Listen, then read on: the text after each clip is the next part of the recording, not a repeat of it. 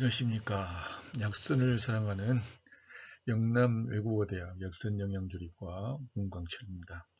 오늘은 약이 되게 하는 영양조리와 음식, 약선 진단학 제3강 문진에 대해서 살펴볼까 합니다. 이 문진은 이제 들을 문자를 써서 이제 환자와의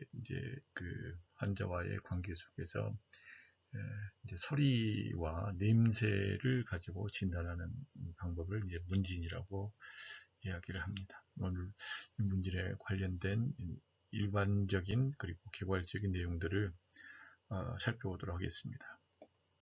문진의 첫 번째 방법은 바로 음성을 듣는 거죠. 그래서 청음성이라고 이렇게 말씀드릴 수가 있는데, 정상 음성과 그리고 병변 음성, 병의 상태에서 나타나는 음성이 두 가지의 부분으로 크게 분류가 되겠습니다.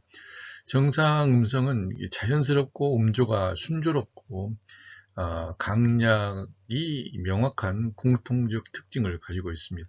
그리고 그렇지만 이 성별이나 연령, 체질 및 유전인자의 차이로 인해서 정상적인 음성도 분명히 차이가 있다라고 하는 것을 우리는 일단은 알고 있어야 될 것 같습니다.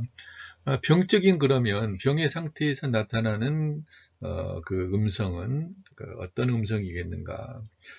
크게 이제 한 7, 8가지 더 이상으로 나누기도 하지만요. 크게는 한 8가지 정도로 여기서는 나눠보도록 하겠습니다. 첫 번째는 그 언어의 사용하는 언어의 소리를 이제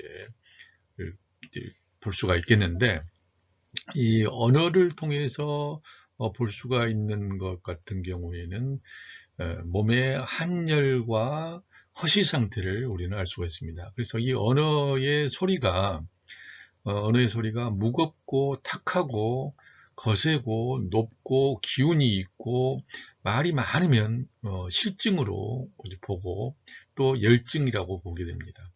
그러나 음성이 가볍고 똑똑하고 가늘고 약하게 되어지면 허증이나 한증으로 우리는 진단을 내리죠. 그리고 외감과 내상의 상태도 역시 우리 그 음성을 통해서 우리가 볼 수가 있게 되어지는데, 음성이 무겁고 탁하고 코가 막히고 기침을 하면 일반적으로 외감병으로 보고, 병의 초기에는 목신 소리가 나지만 그러면서 외사의 침범으로 인해서 폐기가 선발되지 못했기 때문에 나타나는 그런 상황으로 볼 수가 있는 거죠. 그러나 이제 오랜 병에 목신 소리가 나고 허약하게 되어지면 이건 폐와 신장의 음이 이제 훼손되어진 그런 허노증이라고 이야기를 하고, 이건 이제 폐결핵의 형태를 우리는 진단해 낼 수가 있겠습니다.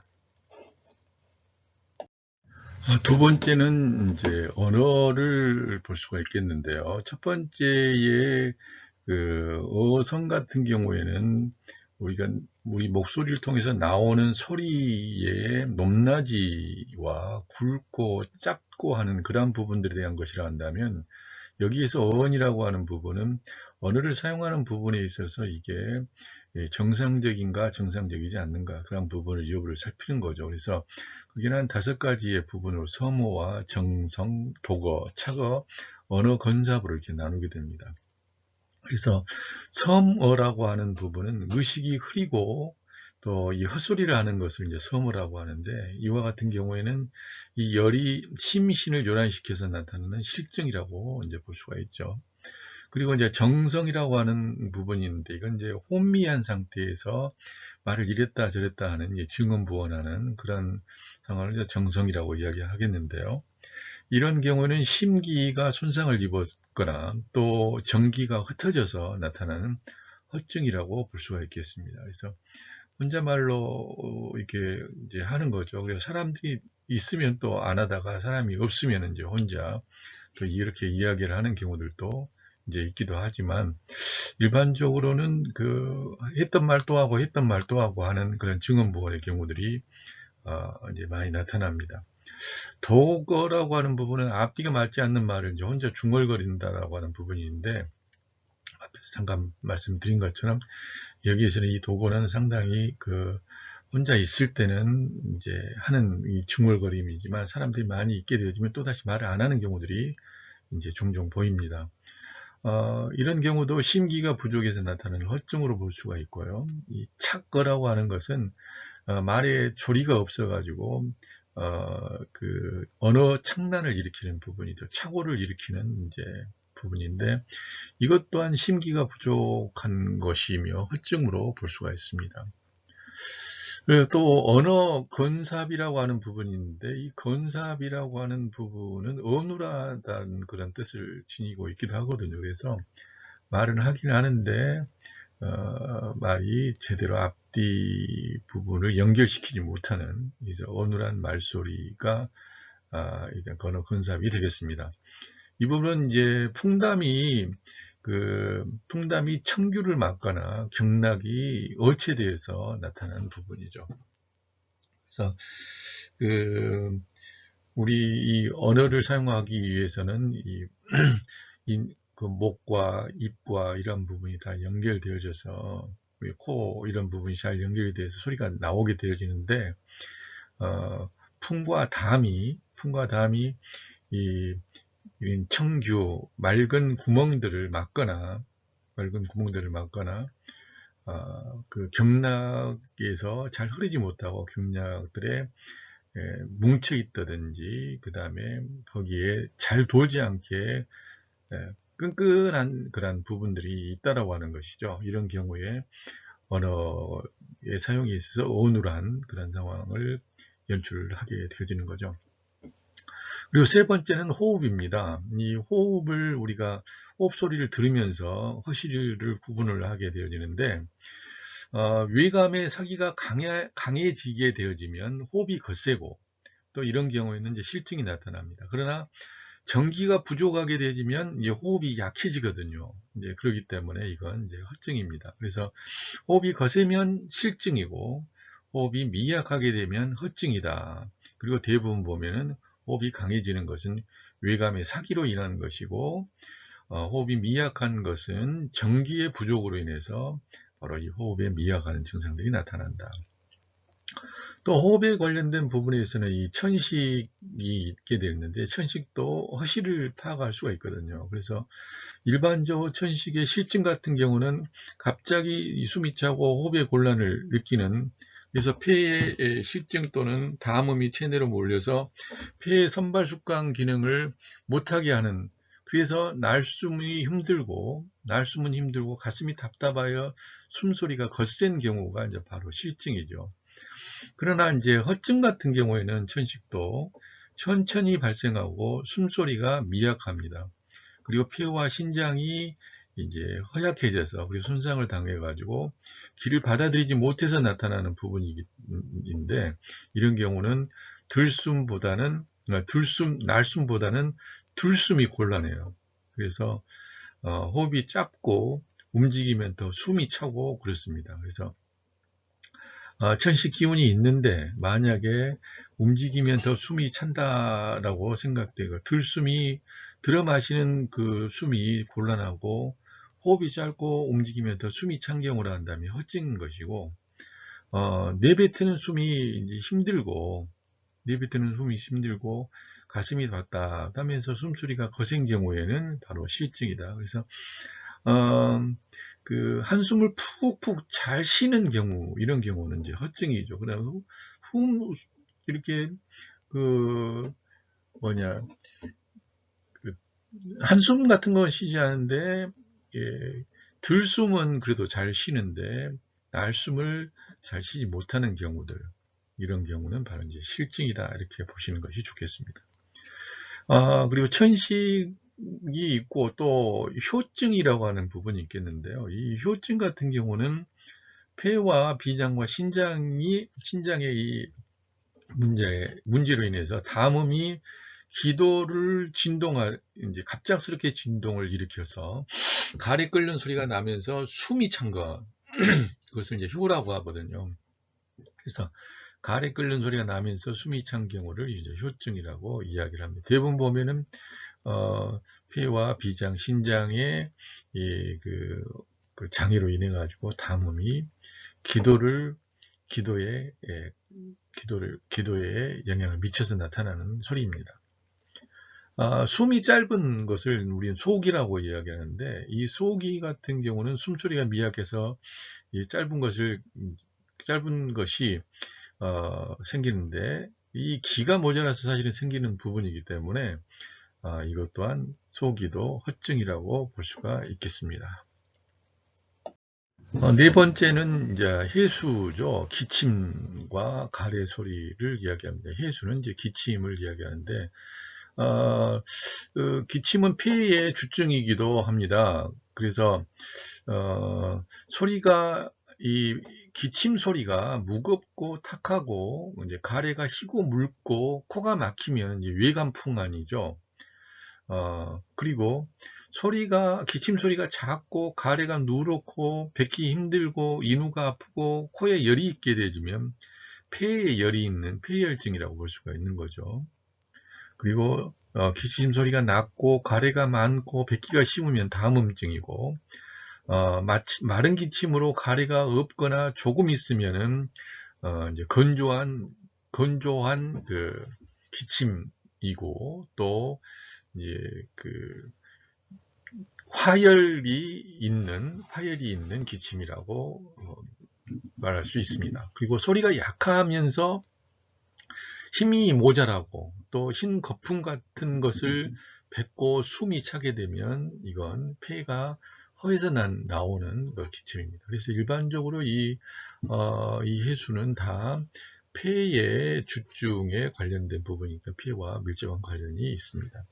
구토는 바로 위기가 상역할 때 나타나는 것이 구토라고 볼 수가 있는 거죠. 그래서 이 구토 같은 경우도 구토가 갑자기 나고 소리가 거세고 구토물이 끈끈하고 누렇고 그러면은 이건 실혈증입니다. 그러나 구토가 서서히 나고 소리가 미약하고 구토물이 맑은 물이 나오면 허한증으로 볼 수가 있게 됐습니다.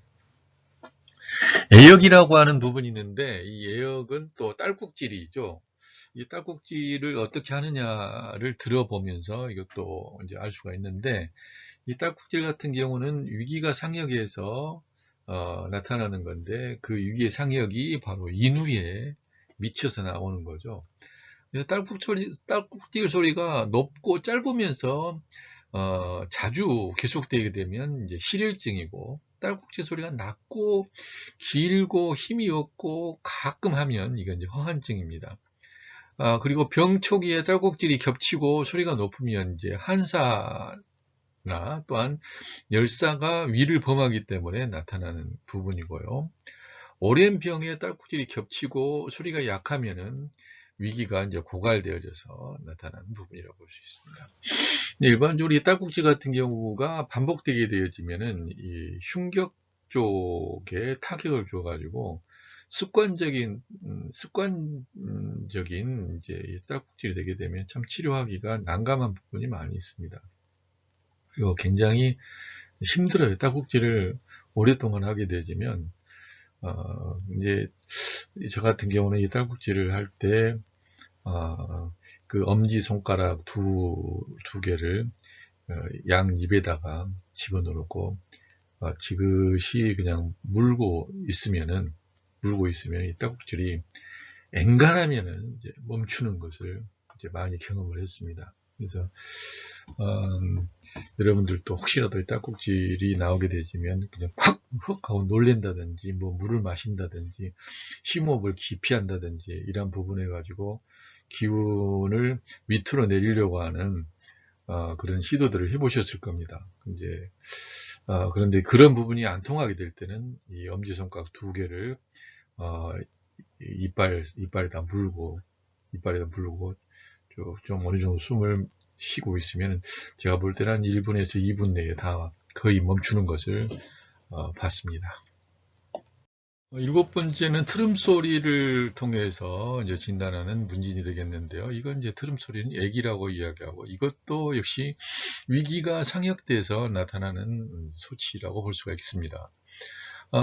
트림 같은 경우는 한이 위에 침범해가지고 위기가 위로 치밀어서 이누에서 나는 소리라고 보는데, 이 트름 소리를 낼 때, 트름을 낼 때 썩음 냄새가 나게 되어지면 흉복부가 더부르게서 나타나는 식체라고 볼 수가 있고요. 트름 소리가 높고 아주 뭐 자주 이렇게 트름을 하고 또 방귀가 나오면 복부가 시원해지는 것 같은 경우는 간기가 횡령하기 때문에 이제 나타나는 부분이라 볼 수 있습니다. 간기가 그 위를 이제 치고 있는 거죠. 그리고 트름 소리가 낮고 썩은 냄새가 없고 식욕이 없으면은 바로 이제 비위가 허약해서 나오는 이제 부분이죠. 그러나 이제 냄새가 이제 역겹게 이제 많이 나는 경우는 이제 위에 이제 열들이 있기 때문에 바로 이 트름과 함께 또 나타나는 경우가 있습니다. 태식, 이제 탄식이라고도 하죠. 이 한숨 소리를 통해서도 역시 우리는 이제 진단을 하게 되는데, 이 대부분의 이 한숨 같은 경우는 정서가 억제돼서 간기가 울결되고, 그래서 가슴과 옆구리가 답답해서 나타나는 일종의 현상이다.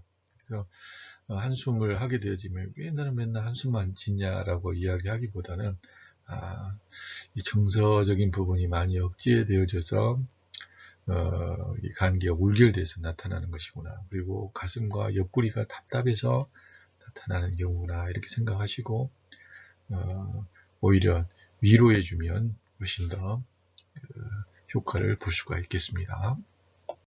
두 번째 문진에서는 이제 후기미, 이제 냄새를 맡아서 이제 하는 부분이 되겠죠. 그래서 이 냄새 중에서는 우리가 냄새라고 하는 부분 같은 경우는 좋지 않은 그 향기를 냄새라고 이야기를 하죠. 그리고 좋은 냄새는 우리가 향기라고 이야기합니다. 그래서 우리가 대부분 보면 좋은 향기는 그냥 향기라고 이야기하지만 안 좋은 것은 악취라고 이야기하잖아요. 그래서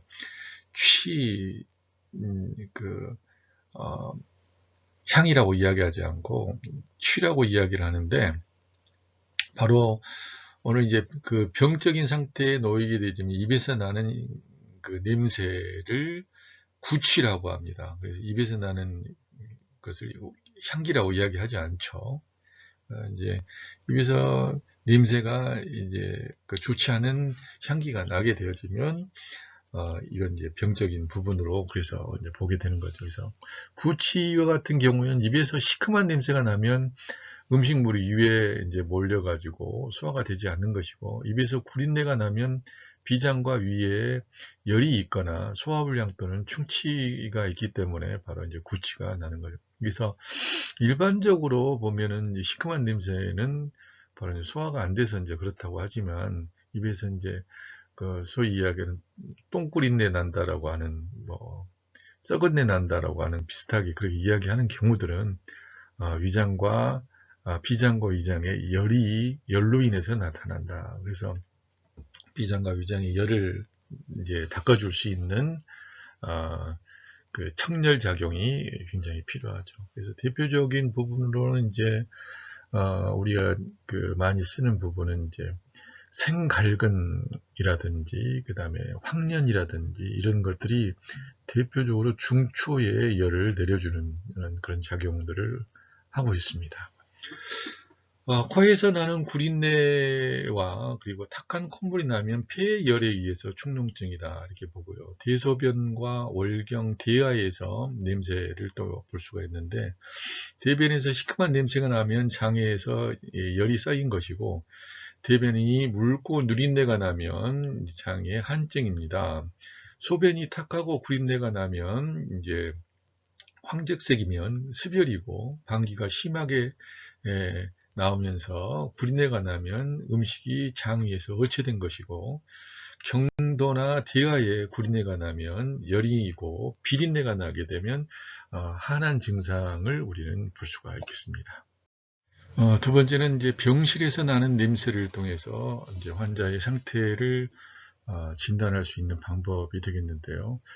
병의 상태가 경증일 경우에는 이제 병상 정도에서 이제 그 냄새를 느낄 수가 있고, 그러나 병의 상태가 중하게 되어지면 병실 전체에서 냄새가 나게 됩니다. 그래서 예전에도 이제 환자를 제대로 진단하기 위해서는 그 환자와 3일 3야를 한번 함께 같이 지내봐야 된다. 그래서 환자가 어떤 말을 쓰고 그의 말에는 어떤 논리가 있고 그에게서 풍기는 냄새, 그 집안에서 풍기는 냄새, 그리고 환자의 여러 가지 그 분비물들, 그런 부분들까지도 다 파악이 된 후에서야 비로소 이제 병의 상태, 한열의 상태냐 허실의 상태를 이제 파악을 할 수 있었던 거죠. 그런 것처럼 이 병실에서 나는 이 냄새를 통해서 봤을 때 급성 열병이나 전염병 같은 경우 이제 구린내가 이제 나는 거고, 장부가 손상돼서 위급한 병증 같은 경우는 썩은 냄새가 납니다. 그리고 피를 많이 잃어서 나타나는 실혈증 같은 경우에는 피비린내가 나고요.